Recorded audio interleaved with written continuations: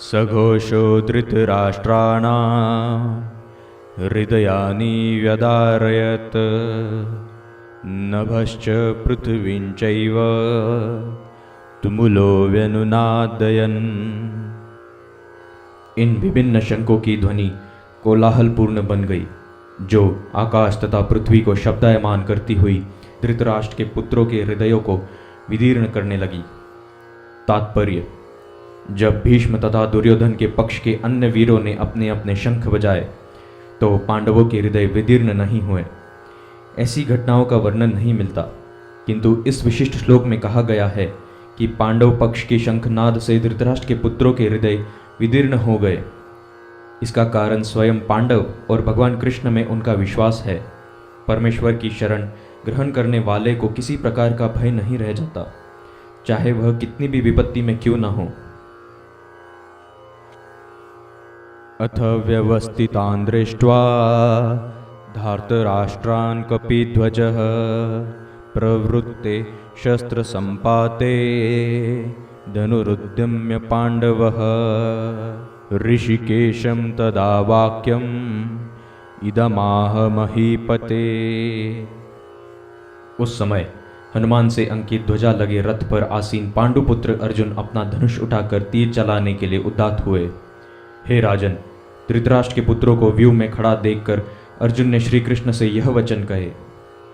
तात्पर्य: युद्ध प्रारंभ होने वाला था। उपयुक्त कथन से प्राप्त होता है कि पांडवों की सेना की अप्रत्याशी व्यवस्था से धृतराष्ट्र के पुत्र बहुत कुछ निरुत्साहित थे, क्योंकि युद्ध भूमि में पांडवों का निर्देशन भगवान कृष्ण के आदेश अनुसार हो रहा था। अर्जुन की ध्वजा पर हनुमान का चिन्ह भी विजय का सूचक है, क्योंकि हनुमान ने राम तथा रावण युद्ध में श्री राम की सहायता की थी, जिससे राम विजयी हुए थे। इस समय अर्जुन की सहायता के लिए उनके रथ पर राम तथा हनुमान दोनों उपस्थित थे। भगवान कृष्ण साक्षात राम हैं, और जहाँ भी राम रहते हैं उनका नित्य सेवक हनुमान होता ही है, तथा उनकी नित्य संगिनी वैभव की देवी सीता उपस्थित रहती है। अतः अर्जुन के लिए किसी भी शत्रु से भय का कोई कारण नहीं था।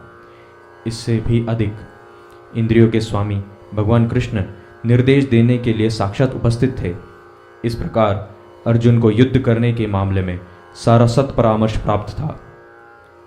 ऐसी स्थितियों में जिनकी व्यवस्था भगवान ने अपने शाश्वत भक्त के लिए की थी, निश्चित विजय के लक्षण स्पष्ट थे।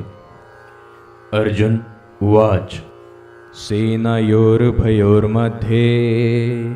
रथं स्थापय मेच्युता यावदेतान् निरीक्षेऽहं योद्धुकामान् अवस्थितान् कैर्मया सह योद्धव्यम् अस्मिन् रणसमुद्यमे।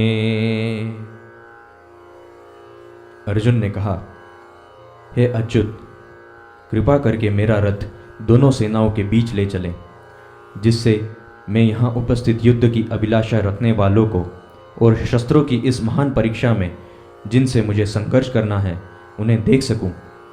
तात्पर्य: यद्यपि श्री कृष्ण साक्षात श्री भगवान हैं, किंतु वे कृपावश अपने मित्र की सेवा में लगे हुए थे।